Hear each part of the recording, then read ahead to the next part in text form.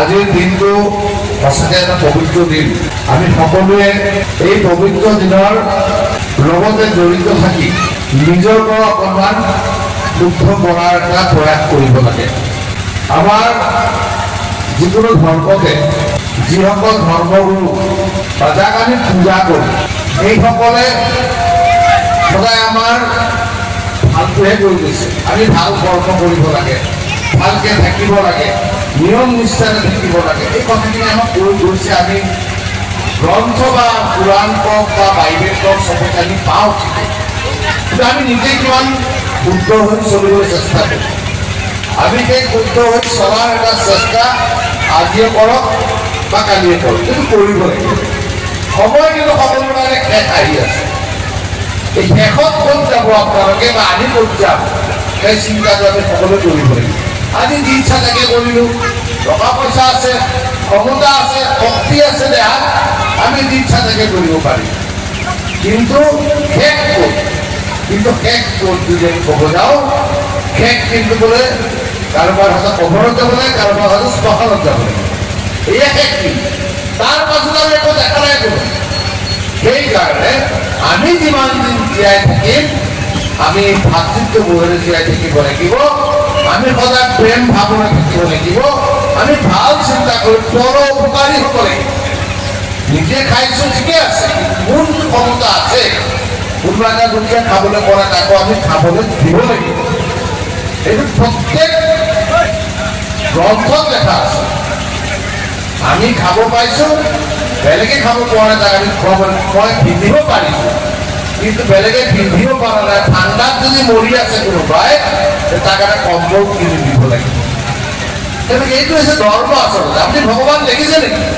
আল্লাহ কোনোবাই দেখিছে নেকি? আমাৰ মাজতে আল্লাহ আছে, আমাৰ মাজতে ভগৱান আছে।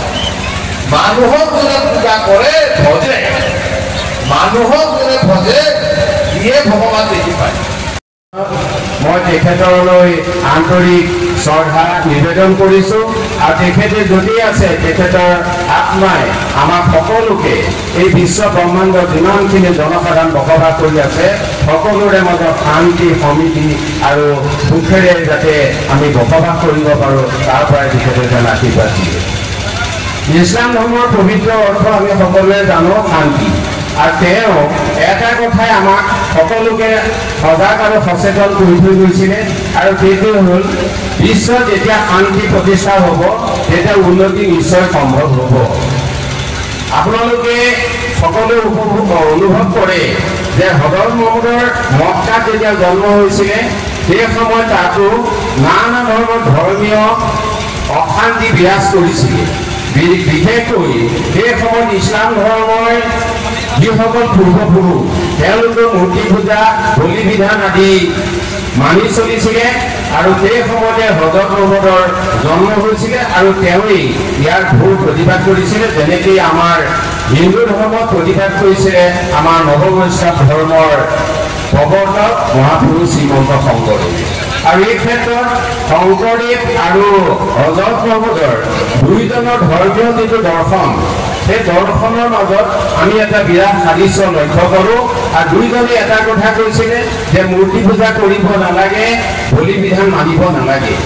আৰু এই দুইটা উদ্দেশ্য আগত ৰাখি হজৰত মহম্মদৰ মক্কা প্ৰথমতে তেওঁ যিসকল সমৰ্থিত তেওঁ ইছলাম ধৰ্মী যিসকল ব্যক্তি এই ব্যক্তিসকলে তেওঁক সমৰ্থন জনোৱা নাছিলে আৰু তেওঁ শত্ৰু হিচাপে গণ্য কৰিছিলে।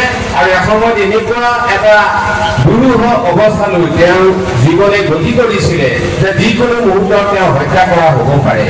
যিহেতু সমাজত এটা চলিত পৰম্পৰা তেখেতে প্ৰবল প্ৰতিবাদ কৰিছিলে, আৰু শেষত তেওঁৰ বন্ধুসকলে তেওঁক মক্কাৰ পৰা মদিনালৈ ওলোৱাই পঠিয়াইছিলে।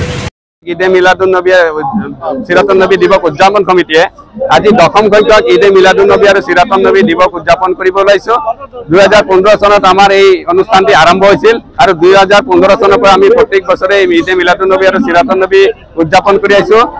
বিশ্ব শান্তি মৈত্ৰী ভাতৃত্বৰ প্ৰভাত পুৰুষ তথা শান্তিৰ দূত হজৰত মহম্মদ সাল্লাল্লাহু আলাইহি ওয়াসাল্লাম আজিৰ পৰা 1400 প্ৰায় 1500 বছৰ আগতে জন্মগ্ৰহণ কৰিছিল আৰব দেশৰ মক্কা নগৰত। তেখেতে ইছলাম ধৰ্ম প্ৰচাৰ কৰিছিল আৰু ইছলাম ধৰ্মই আজি বিশ্বত শান্তি আৰু সমৃদ্ধি আনিবলৈ সক্ষম হৈছে আৰু তেখেতৰে জন্ম দিৱসটি আমি মিছামাৰী আঞ্চলিক ঈদে মিলাদুন্নবী আৰু চিৰাতুন নবী দিৱস উদযাপন কমিটিয়ে আয়োজন কৰিব লৈছোঁ। এতিয়া আমাৰ ইতিমধ্যে ৰাতিপুৱাই বিশিষ্ট অতিথিসকলক সম্বৰ্ধনা জ্ঞাপন কৰা হৈছে। যোৱাকালি আমি ছাত্ৰ ছাত্ৰীসকলৰ মাজত বিভিন্ন প্ৰতিযোগিতা অনুষ্ঠিত কৰিছিলোঁ আৰু এতিয়া আমি শান্তিৰ সমদল আৰু শোভাযাত্ৰা অনুষ্ঠিত কৰিম। আমি খোজকাঢ়ি গৰুবান্ধা ঈদগাহ ময়দানৰ পৰা আমি ভুচুৰি চকলৈকে আমি শোভাযাত্ৰা কৰিম। শোভাযাত্ৰা কৰি আহি পুনৰাই এই ঈদগাহ ময়দানত উপস্থিত হৈ আমাৰ মুখ্য অতিথি আৰু বিশিষ্ট অতিথিসকল আহিব। তেখেতসকলক আমি দাৱাত কৰিছিলোঁ। তেখেতসকল আমাৰ শোভাযাত্ৰা শেষত আহি উপস্থিত হ'বহি। আমি সকলো ৰাইজক এই শোভাযাত্ৰাত অংশগ্ৰহণ কৰি শান্তি শৃংখলা বজাই ৰাখিবলৈ অনুৰোধ জনাইছোঁ আৰু মুকলি সভাত উপস্থিত হৈ সভা মানে বিভিন্ন কাৰ্যসূচীত উপস্থিত থাকিবলৈ আমি দাৱাত নিমন্ত্ৰণ জনাইছোঁ।